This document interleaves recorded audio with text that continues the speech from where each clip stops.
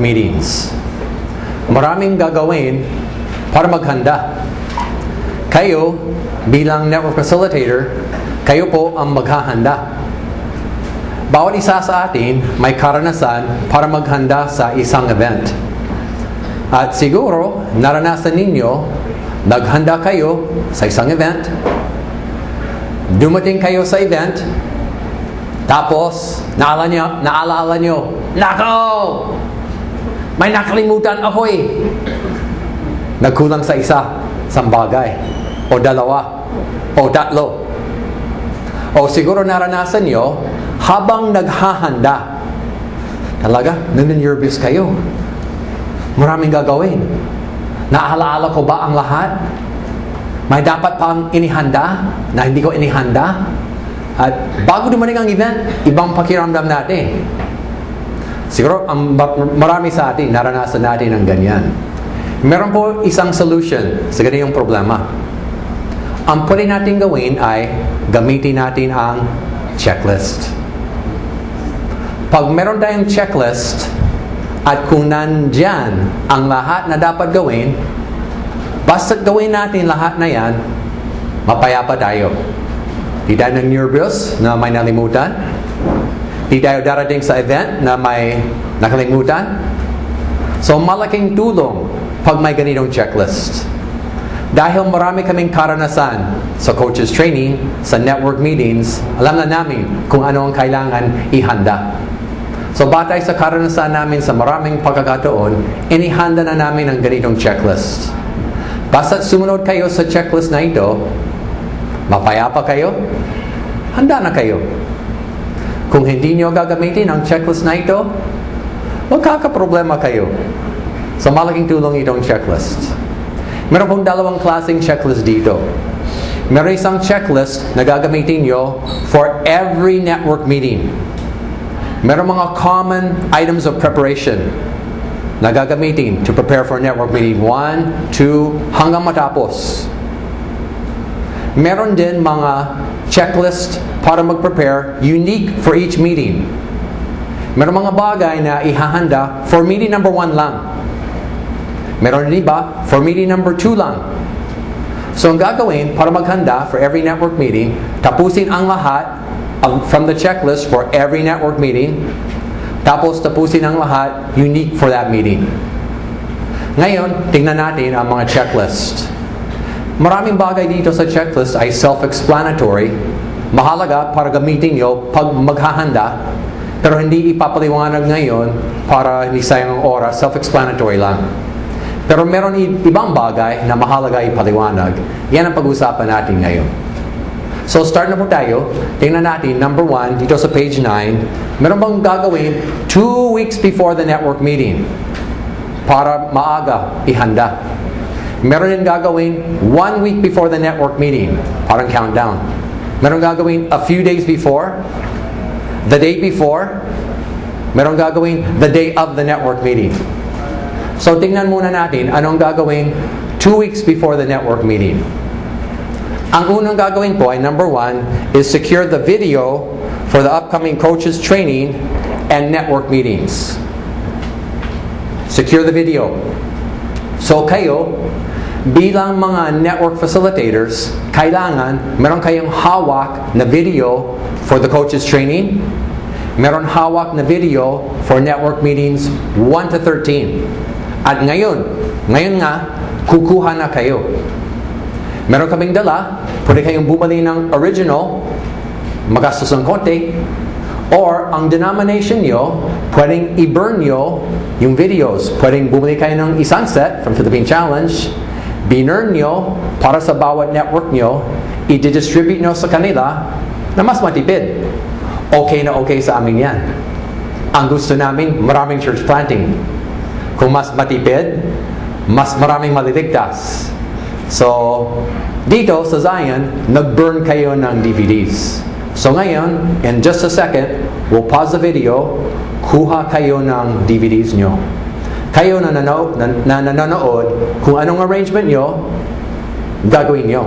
So before this training, pinag-usapan with your denominational leaders or ministerial fellowship, at may plano na. Kung anong plano nyo, gagawin na. dito sa Zion, pause the video, at ngayon, kuha ang bawat facilitator ng buong set ng DVDs nyo for the coaches training and meeting 1 to 13. Please pause the video para kumuha na.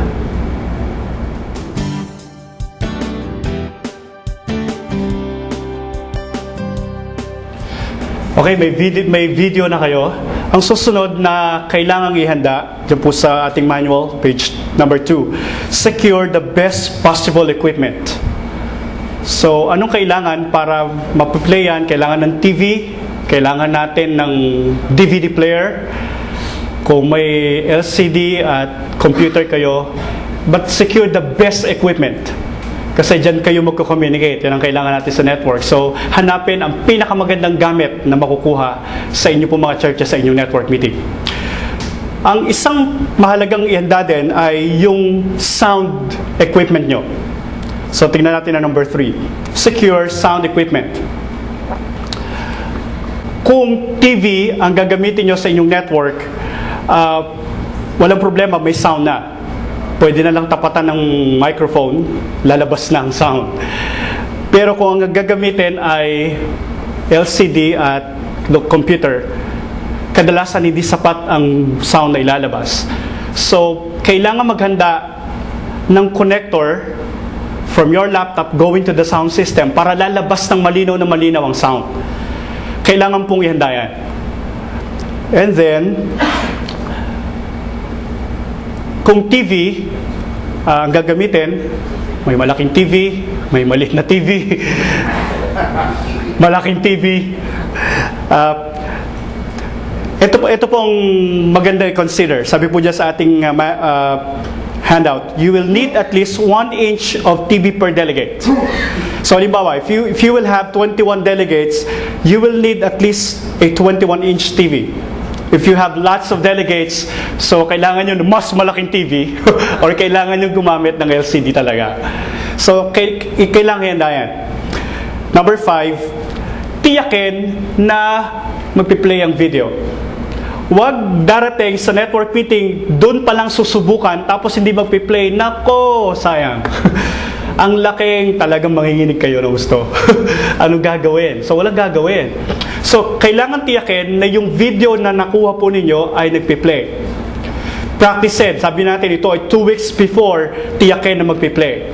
Kung hindi magpi-play, pwedeng subukan sa ibang player. Baka may mas update o mas bagong player na makukuha kayo.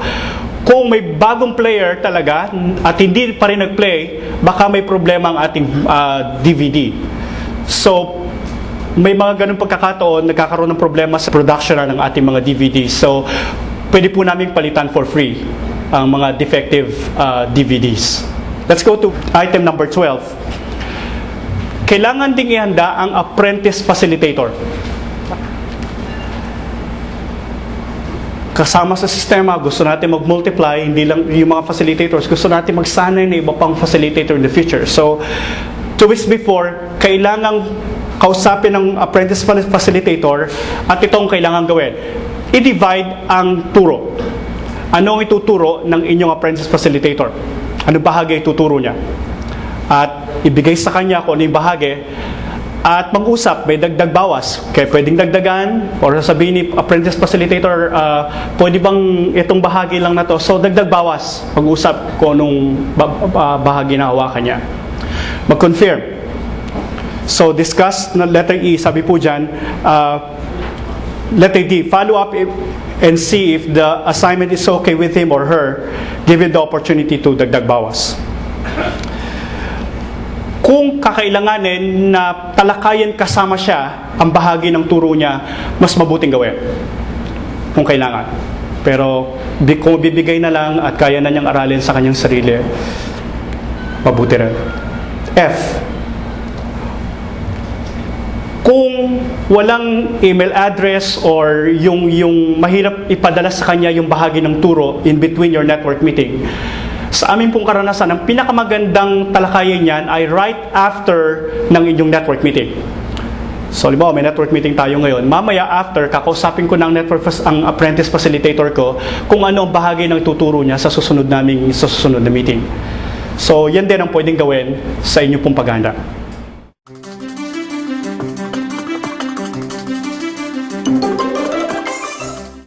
Okay, so nakita natin na hindi po basta-basta ang paghahanda ng isang facilitator. Kanina, 2 weeks before, yun ang mga ihanda natin. Ngayon, ay 1 week before the network meeting, ano-ano yung mga dapat nating ihanda. Okay, una, dapat mapanood muna yung video.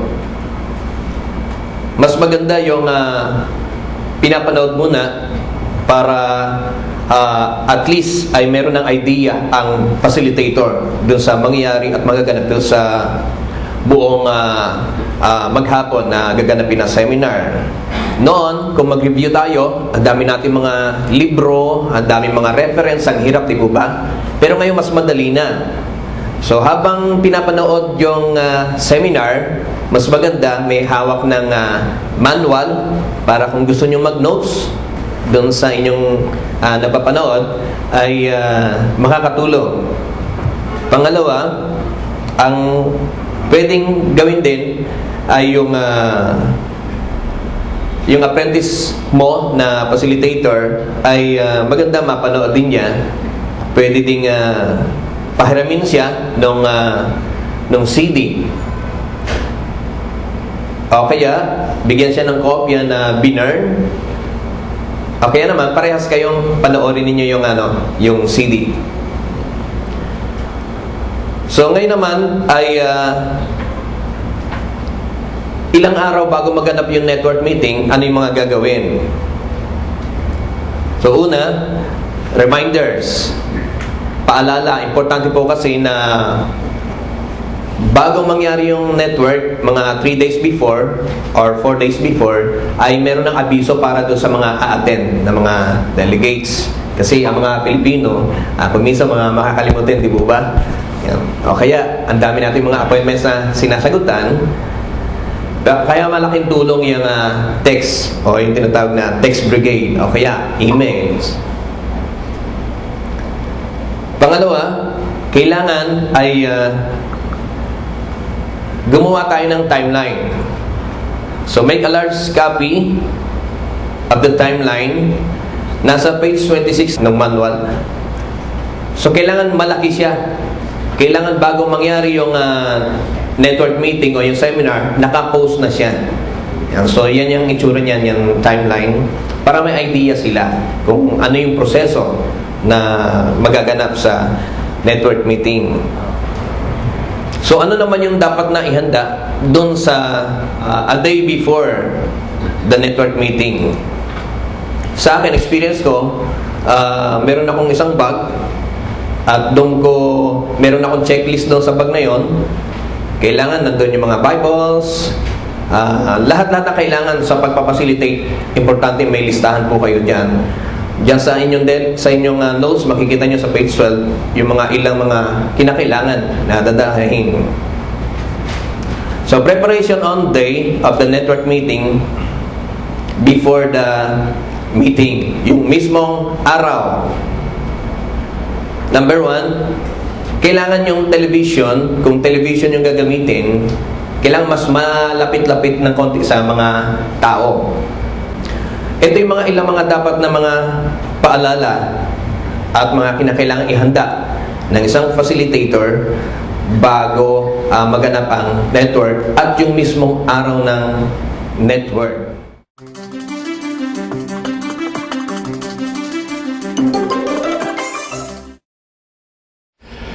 Meron din mga bagay na dapat gawin after the network meeting. So maraming paghahanda gagawin 2 weeks before, a week before, a day before. Meron din gagawin on the day. Pero may trabaho din after the network meeting at napakahalaga po nito para sa magandang daloy ng inyong network at sa patuloy na kalakasan ng ating mga team members. So tingnan po natin ang ilan lang, hindi natin titingnan lahat, pero ilan sa mga bagay dito sa things to do to follow up after every network meeting. Ang isang mahalagang bagay na gagawin natin mga facilitators ay number 2, debrief with the apprentice facilitator. Kanina, nung 2 weeks before, kinausap natin siya, nagturo. After the network meeting, magandang magkaroon ng pagkakataon para umupo at pag-usapan nyo ano ang ginawa niyang maganda, ano rin ang isang improvement na pwede nyo ibigay sa kanya. So mag-encourage, mag-affirm. Mahalaga po ito para yung facilitator natin, yung apprentice facilitator ay madidevelop ng husto. Sa karanasan po natin sa bayanihan ay sa development ng mga tao, napakalaga niyan. Yung debrief, mag-usap before at mag-usap after. Napakagandang bagay po yan na pwedeng gawin natin mga facilitators, makakatulong na malaki. Number 6. After the network meeting, kailangan magpadala tayo ng follow-up texts. At hindi lang ito sa meeting 1, pero every network meeting, gagawin po natin na magpadala ng follow-up text. So pag natanggap natin, meron po tayong matatanggap na coaches report form galing sa ating mga coaches sa inyong network. Pagtanggap natin ng coaches report form, makikita natin ang kalagayan ng bawat team. So mula dyan ay magkapadala tayo ng text. Tingnan po natin ang mga halimbawa. A. To those who are on target, ito ang pwede natin ipadalang text. Pinag-aralan ko ang church planting report nyo, talagang on target kayo. Magaling! Keep up the good work. Malaking encouragement. Letter B. Ito naman, yung hindi on target, medyo nahuhuli ng konti. So, papadalan din para lahat makatanggap ng text from the facilitator. Ito ang sasabihin. Pinag-aralan ko na yung church planting report. Salamat sa Panginoon sa progress nyo. Laging behind ng konti, sana makahabol na kayo. So, paumanhin po na ang pagkasulat ay text din sa inyong mga manual. So, pwedeng gayahin yan.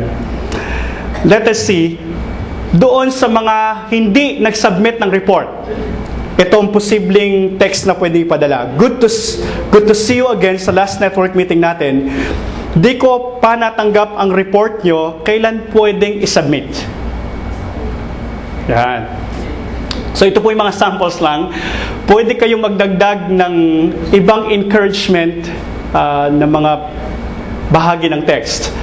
Halimbawa, sa ilang mga networks ko, pagkatapos ng making contacts, sa follow-up text, talagay ko dyan, good to see you last Saturday. Salamat sa mga bagong contacts. Dalangin ko na magkaroon kayo ng mas marami pang contacts sa buwan na ito. So, pwede magpadala at dagdagan ng mga text. Yan po yung mga sample lang. Mag-design tayo ng text before and after the network meeting. Number 7, follow-up absentees. Katulad po ng ating pinagkasunduan sa ating orientation, kapag umabsent ng walang mabigat na dahilan, they are out of the network na. So itong panahon, after the network meeting, magte-text tayo, absent sila, sasabihin natin, hindi namin kayo nakita nung huling meeting, paumanhin, kayo ay out of the network na.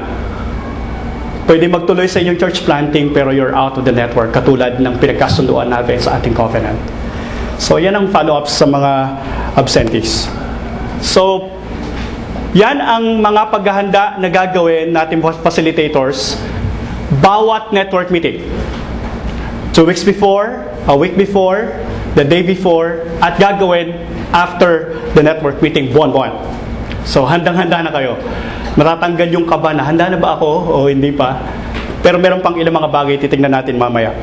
Magkakaroon po tayo ng interaction, sabi po dyan sa page 14. What do you think might be easy to neglect in preparing for your network meeting? And number 2, if neglected, what might be the result?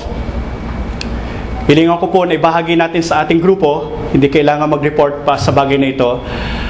Please pause the video for your interaction.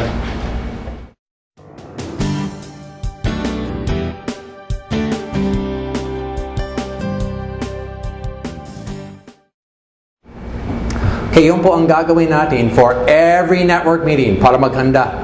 Coaches Training, Network Meeting 1 hanggang 13. Tapos, meron din checklist unique for the coaches training, unique for network meeting 1 to 13.